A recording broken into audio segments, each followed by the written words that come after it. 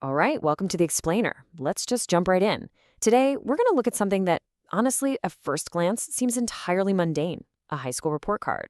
Specifically, we're looking at a cumulative transcript from San Diego High School that belonged to a young woman named Betty Virginia Carringer, and this dates all the way back to 1932.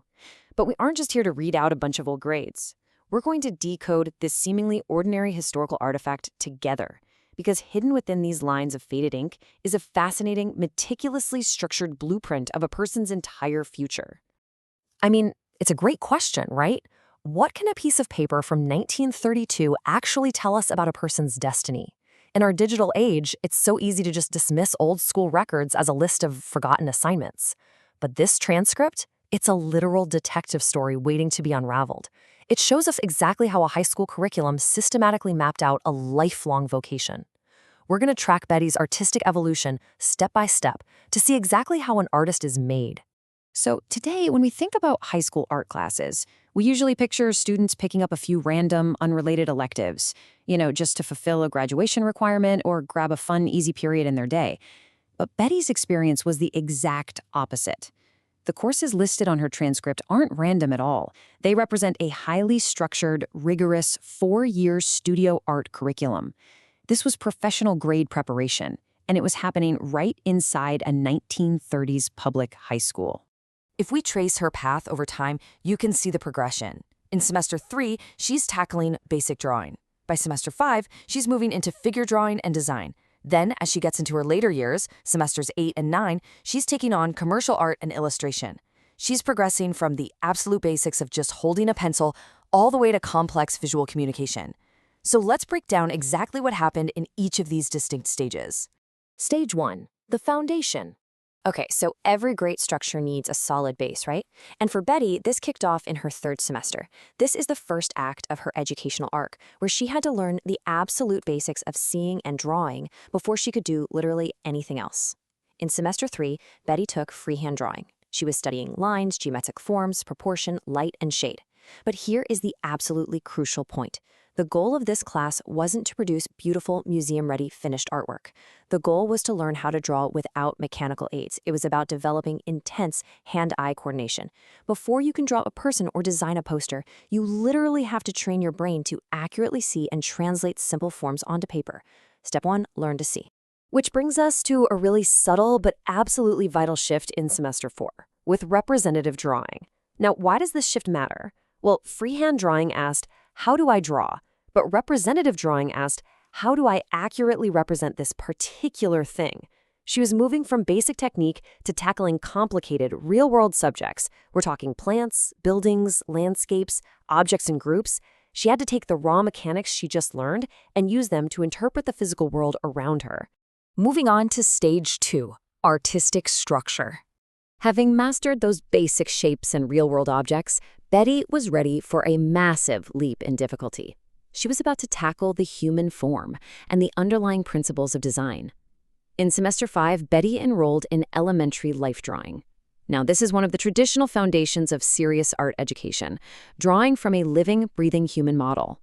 The human figure is extraordinarily difficult to draw. It forces an artist to truly understand complex forms, balance, and posture.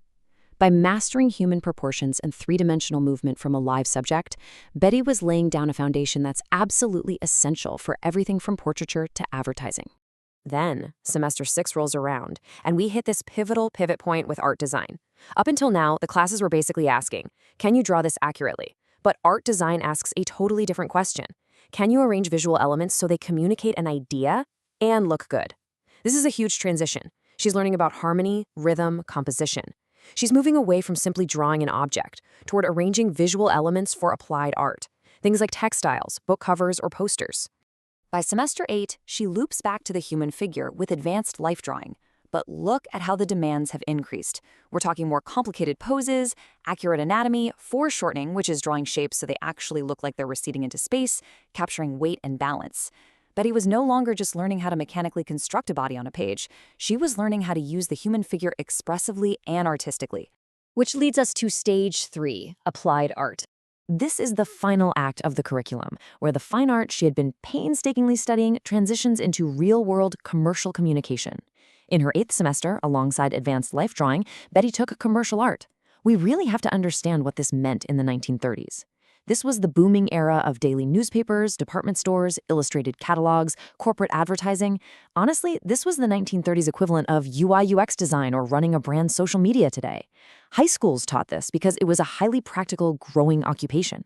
A talented young person could graduate and immediately find employment as a layout artist, a poster designer, or an illustrator. It required a massive mindset shift. Think of it like holding up a megaphone to your ideas. Why take commercial art? Because the goal was no longer simply to make something attractive to hang on your wall. The goal was to communicate a specific message effectively to another person to drive an action.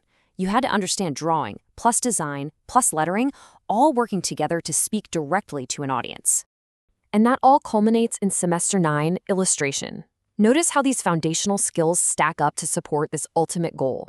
Illustration means using artwork to explain, interpret, or enhance a story or idea. To pull this off, Betty had to pull from every single class she took from semester 3 onward. She had to combine her drawing ability, her keen observation, her mastery of the figure, her design principles, and her communication skills. It's the ultimate synthesis of her 4-year journey. Which brings us to the core thesis of this entire explainer. Betty wasn't just being taught to make art, she was being taught to use art. This is such a vital distinction to make. This curriculum wasn't just about casual art appreciation. It was rigorous, practical, professional preparation that equipped a young woman with a highly applicable, real-world skill set. Section 4. Clues in the grades. A personal blueprint. So, how did she actually do? Well, by analyzing the actual marks on her 1932 report card, we can uncover some pretty fascinating personal insights about Betty's specific talents. When we look at the numbers, in the highly technical, demanding courses like elementary and advanced life drawing, Betty earned Bs. Now, a B is a great grade, and it shows she successfully met the school's sophisticated, strict standards for anatomical drawing. But look at where she got her As: art design, commercial art, and illustration. This data strongly suggests that while she was a technically accomplished figure artist, her absolute genius, her true passion and highest skill, lay in composition and applied visual communication. She thrived when she was solving visual problems and telling stories. Section 5. The Path to Vocation. A Lifelong Career. Let's do the grand reveal and see how this incredibly structured high school curriculum manifested in Betty's actual adult life. The foundation laid in those San Diego high school classrooms held strong. Betty Carringer grew up to become a lifelong artist and an art teacher. Her career wasn't some sudden random interest she developed as an adult.